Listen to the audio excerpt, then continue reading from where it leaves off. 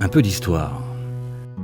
La nouvelle ville de Vélizy-Villacoublay a été bâtie dans les années 60-70 et réalisée comme Robert Wagner, maire de l'époque, l'avait imaginé.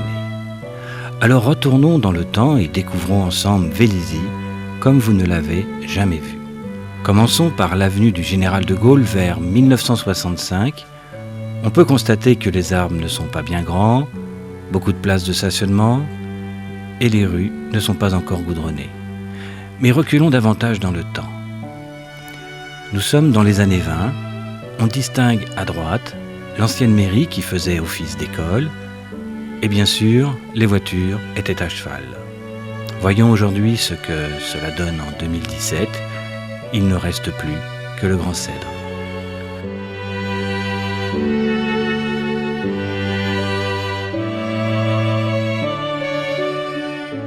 Maintenant, plaçons-nous de l'autre côté de ce Grand Cèdre. Nous sommes donc dos au café de la mairie et sur la droite sera aménagé le futur parc Marcel Dassault.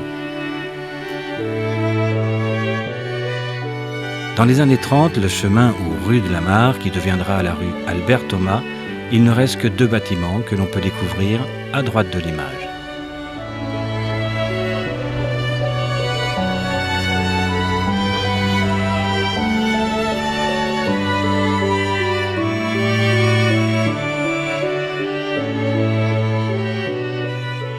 Dirigeons-nous maintenant vers la rue Michelet pour gagner l'ancien presbytère.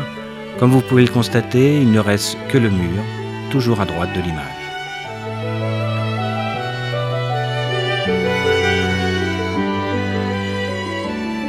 Retrouvons-nous au début de la rue Aristide-Briand, devant la ferme de Vélizy qui se tenait en face de l'église Saint-Denis.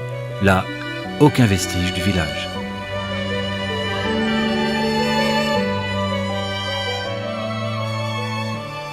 Et pour finir, une vue de l'église, côté de la Mare.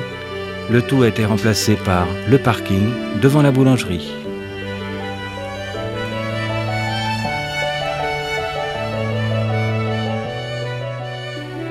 Nous vous laissons découvrir ce dernier cliché afin de trouver par vous-même où se trouve ce vestige encore visible aujourd'hui. La réponse dans le prochain JT de la rentrée.